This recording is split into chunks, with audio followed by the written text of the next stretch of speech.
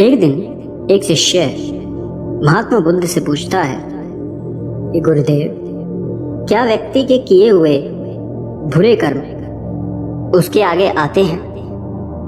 क्या उसका कोई परिणाम मिलता है या फिर ऐसा कुछ नहीं होता? तब महात्मा बुद्ध कहते हैं कि हाँ वत्स, व्यक्ति जैसे कर्म करता है उसे वैसे ही फल मिलता है।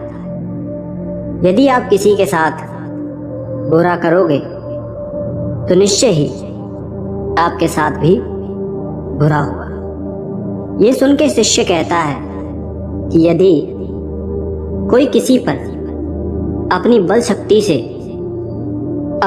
शक्ति से उसका अधिकार का हनन करे, तब महात्मा कहते हैं कि ये तो और गलत है। यदि आप किसी के हक का हनन करेंगे तो आपके साथ भी वही होगा।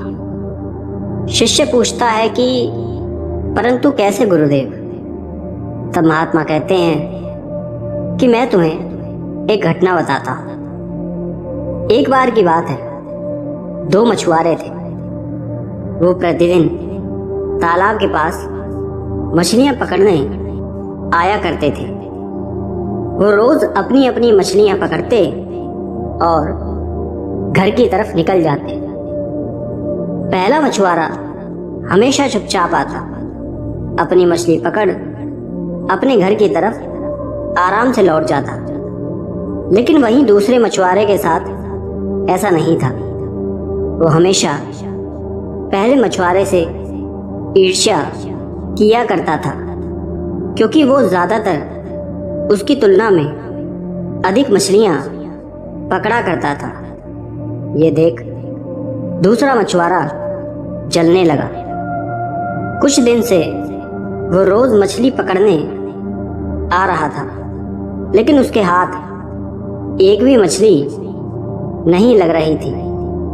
वहीं पहला मछुआरा तो अपनी मछली पकड़कर ले जाता है, लेकिन दूसरे वाला एक भी मछली नहीं पकड़ पा रहा था, जिस वजह से उसे पहले मछुआरे से और अधिक ईर्ष्या हो गई थी। और इसी ईर्ष्या में आकर वो अगले दिन सबसे पहले आकर तालाब में मछली पकड़ने आ जाता है, ताकि सारी मछलियां वो पकड़ सके और पहले वाले को कुछ ना मिले। लेकिन उसका सोचा हुआ कुछ नहीं होता। वो घंटों से प्रतीक्षा कर रहा था, लेकिन एक भी मछली उसके हाथ नहीं लगी।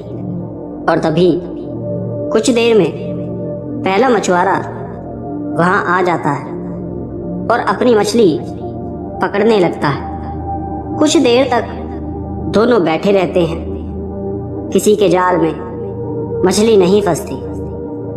ये देखकर दूसरे वाला हंसने लगता है कि आज उसकी भी मछली नहीं फंसी। लेकिन तभी उसके जाल में कुछ फंसता है। वो जैसे तालाब से जाल को बाहर खींचता है, वो एक बड़ी मछली उसके हाथ लग जाती है और वो उसे लेकर जाने ही लगता है कि आज के लिए यही काफी है। लेकिन तब तक दूसरा मछुआरा ईर्ष्या से भर उठता है कि वो सुबह से आ रखा है और उसने एक भी मछली नहीं पकड़ी। इसे देखो, इतनी बड़ी मछली ले जा रहा है। और तब वो जाता है और उसके हाथ से मछली छीन लेता है और कहता है कि ये मेरी मछली है, तुम इसे कहाँ ले जा रहे हो?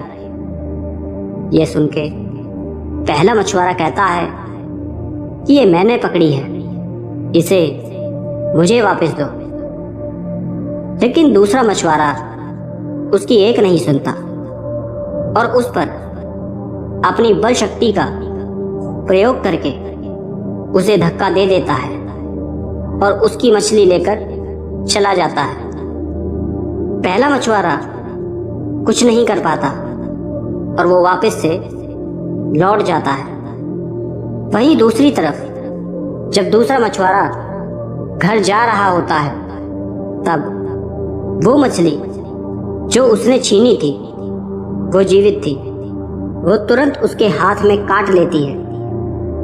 मछली के काटते ही दूसरा मछुआरा तड़प उठता है और मछली नीचे गिर जाती है और तुरंत चिकित्सक के पास निकल जाता है।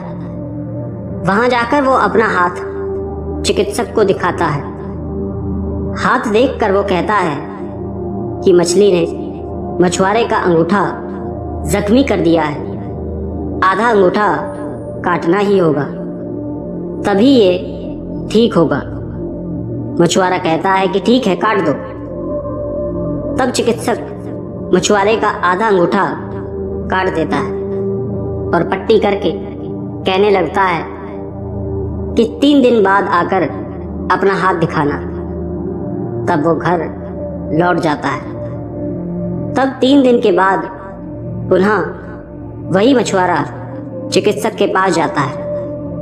तभी मार्ग में मछुआरे को उसका एक मित्र मिल जाता है। वो उसका हाथ देखकर पूछता है कि ये सब क्या हुआ।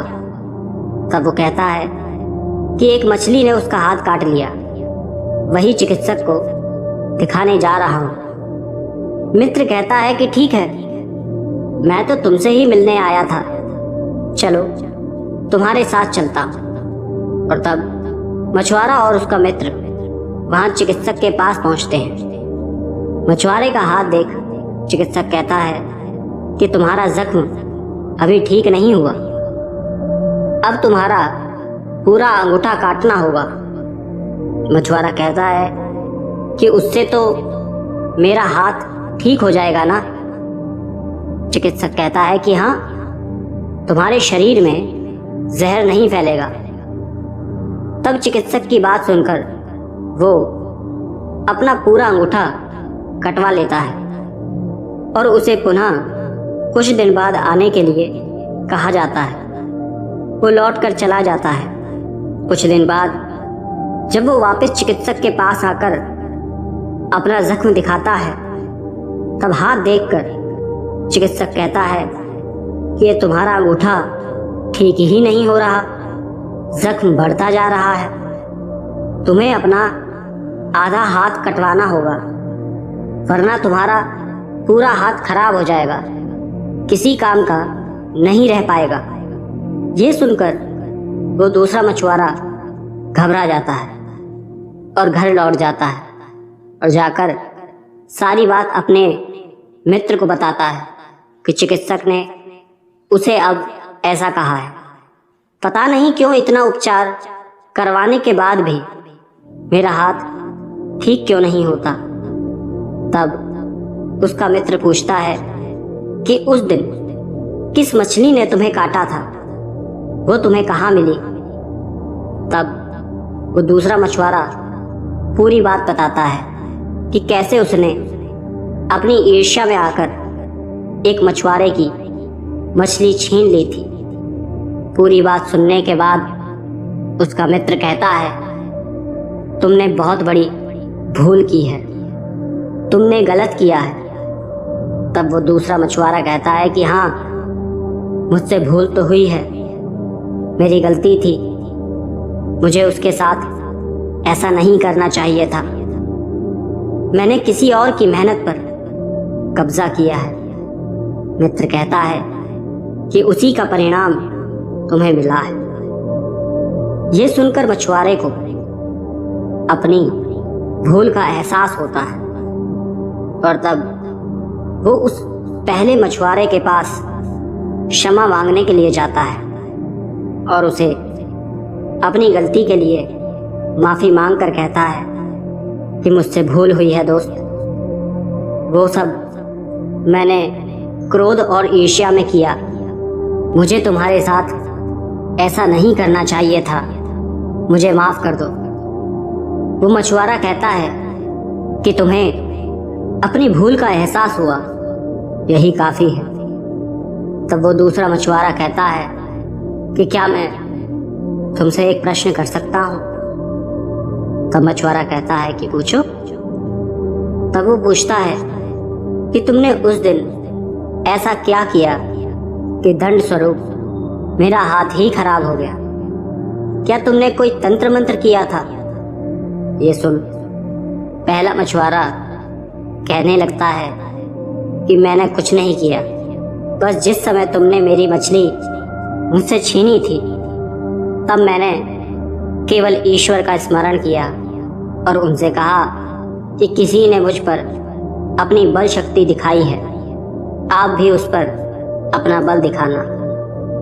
ये सुनकर वो मछुआरा समझ जाता है कि उसे ईश्वर ने उसके कर्म के ऊपर फल दिया है।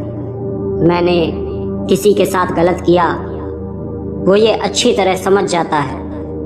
यदि हम किसी के साथ गलत करेंगे तो हमारे साथ भी जरूर वही होगा।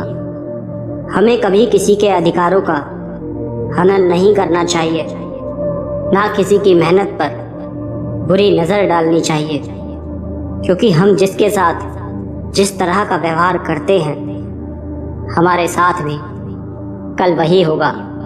और यही वजह है कि मुझे भी बुरे कर्म का ये फल मिला। एक लालच और लोभ ने मुझसे कितना कुछ छीन लिया।